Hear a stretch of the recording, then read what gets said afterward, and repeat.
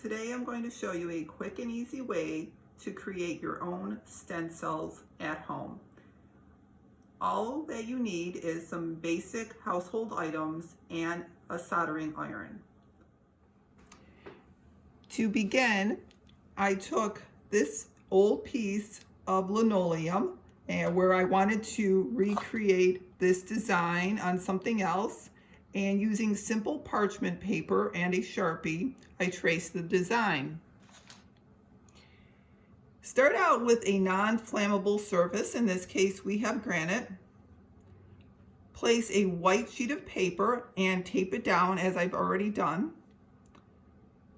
And then put your tracing paper on top of it, again, taping it down. I've used painter's tape, but you could probably use other types of tape as well. Then take a piece of glass, and an easy way to find a piece of glass to use for this project is simply open up a picture frame and use the glass from that. In this case, I took it out of an 8x10. I placed the glass down, and again, taping it down to make sure it is secure. On top of this, I used something that you might have around your house. This is a divider that goes in a school binder. It's ideal to have a colored one, as it helps show the contrast between the tracing paper and the glass, so you can just see your pattern a little bit better. You could possibly use other types of plastic as well. They do sell specific stencil plastic in craft stores, but just felt no need to actually purchase that. And this is something that we're not using, and if you have school-age children, you might have some of these around, and it's quick and easy to access. I'm going to talk about the tracing that I made for a moment before we begin. Notice that these areas are colored in red. I did that to indicate the areas that will be removed from the stencil. So when the stencil is done, the areas outside of the red areas will stay intact, and the red areas will be removed. I find it helpful to color those areas in instead of just having lots of lines on your tracing, just to be sure that you are cutting out the correct sections. And it also really helps visually the design to pop, so it just helps keep you on track a little bit too. One thing that I did not mark on the stencil, but I plan to do when I actually start cutting it, is to create some bridges. I plan to create a bridge here, here, and possibly here. What that means is, as I'm cutting, I'm going to leave a little piece of plastic connected. And that is because this is a very intricate and tiny design in this area.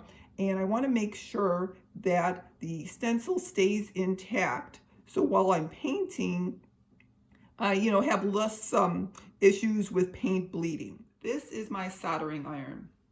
If you have not used one before, I suggest that you get instructions and become familiar with it, as it could be dangerous as it does get very hot. I would suggest removing any children or animals from the area that you're working with, just to alleviate any concerns if they, run around or maybe catch themselves on the cord. Here is what the iron looks like. As you can probably even see in the video, it does get very hot. This one in particular takes about 10 minutes to heat up.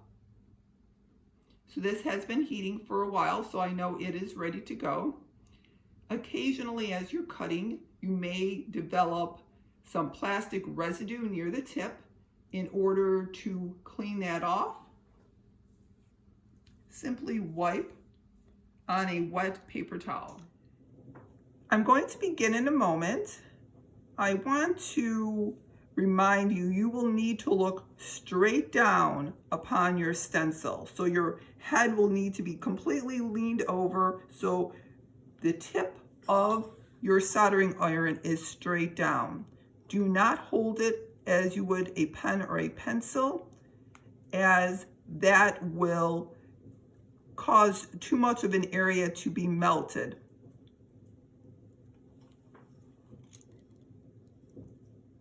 It is best to begin in the middle of a line, not in a corner. It makes it just a little bit smoother. Occasionally, you may need to stop,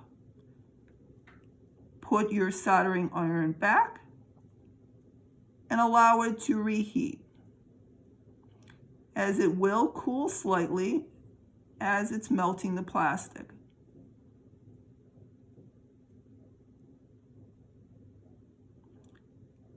I think I'm going to stop right here and allow mine to reheat for a moment. I can sort of tell as I'm dragging it along that it is not melting as quickly as it initially was.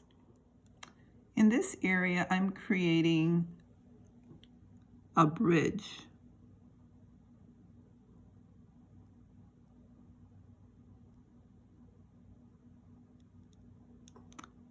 Right in this area, I drew a line here with the soldering iron, and now I'm going to draw one there. Again, just to help stabilize the design when using paint.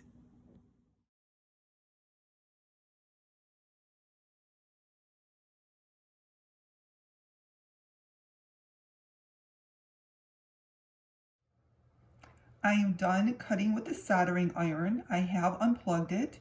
I'm going to begin removing the tape, and we're going to take a look at what we have here. Notice that some of the stencil has already begun to pop out. One thing I can tell already that I should have done is I did create two bridges here and here, but I probably should have created a little bridge there. Overall though, I'm sure it's going to work fine, but let's take a look here.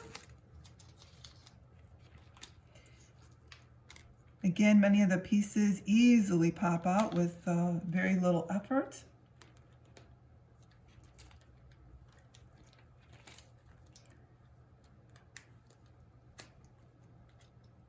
Little pieces kind of caught there.